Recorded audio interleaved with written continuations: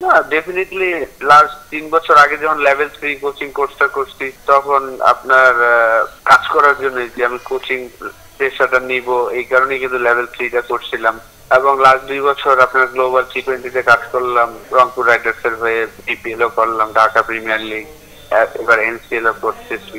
তো ভালো লাগতেছে যে যাদের সাথে খেলছি ইন্টারন্যাশনাল ক্রিকেট, ডোমেস্টিক ক্রিকেট, তো তাদের সাথে এখন ন্যাশনাল টিমে তো সবারই একটা স্বপ্ন থাকে, সেই একটা অপরচুনিটি আমাকে করে দিচ্ছে ক্রিকেট বোর্ড। তো চেষ্টা করবো আমার এক্সপিরিয়েন্স সবার সাথে শেয়ার করব। যেহেতু আমি রিসেন্টলি ইংল্যান্ডেও খেলে আসছি, লাস্ট ২ বছর ধরে ইংল্যান্ডে খেলছি এবং কোচিংও করাই, তো আমি আমার এক্সপিরিয়েন্সটা সবার সাথে শেয়ার করতে পারবো আমার বিশ্বাস।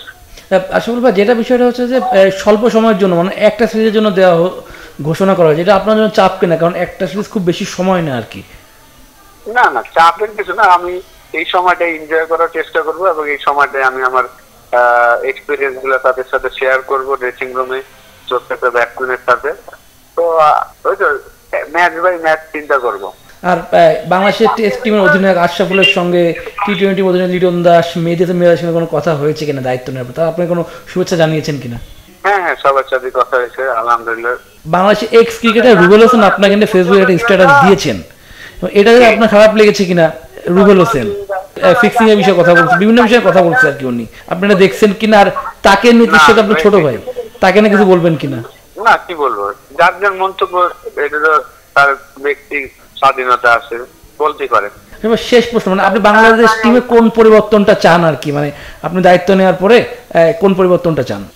আমি আশা করবো যে যারা আছে ওরা এভরি সেকেন্ড ইনিংসেই বড় বড় রান করবে, এটাই আশা করব। মেন্টালি তারা স্ট্রং হবে, কারণ এই লেভেলে তো আর আমি টেকনিক নিয়ে কাজ করব না, ওদের যে মেন্টালি যতটা সাপোর্ট করা যায়, কারণ তারা সবাই কিন্তু তাদের কেরিয়ারে বড় বড় ইনিংস খেলছে, তো ওই জায়গাটাতেই আপনার আপনার চেষ্টা থাকবে যে ওদের মেন্টালি যেন যত সাপোর্ট দেওয়া যায় এবং তারা যেন তাদের উইকেটের ভ্যালুটা বুঝে ওই জিনিসগুলো নিয়ে কাজ করবে। সেটা হচ্ছে যে একটা কথা শোনা যায় ড্রেসিং রুমের মধ্যে গ্রুপিং, আমরা জানি শেষ টি-20 তো না কিন্তু একাদশ টিমের ঝামেলার মধ্যে হয়েছে আসলে।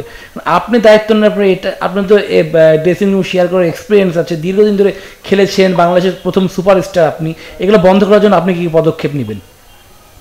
দেখেন না, এগুলো তো আমি জানি না, আমি ওইখানে যে অ্যাসাইনমেন্টে যাচ্ছি আমি ওইটা নিয়ে কাজ করার চেষ্টা করব, আমার এক্সপিরিয়েন্সটা শেয়ার করবো প্রত্যেকটা ব্যাটসম্যানের সাথে এবং তাদের যদি কোনো হেল্প লাগে হেল্প করার চেষ্টা করব।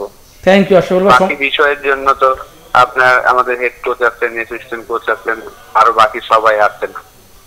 অ্যাসিস্ট্যান্ট কোচ সালাউদ্দিন ভাইয়ের সাথে কোনো কথা হয়েছে কিনা আপনার? তিনি কোনো ভাবে আপনাকে কথা বলেছেন কিনা যেভাবে? না, এখনো কথা হয় নাই, দেখা হইলে তো কথা হবে ইনশাআল্লাহ।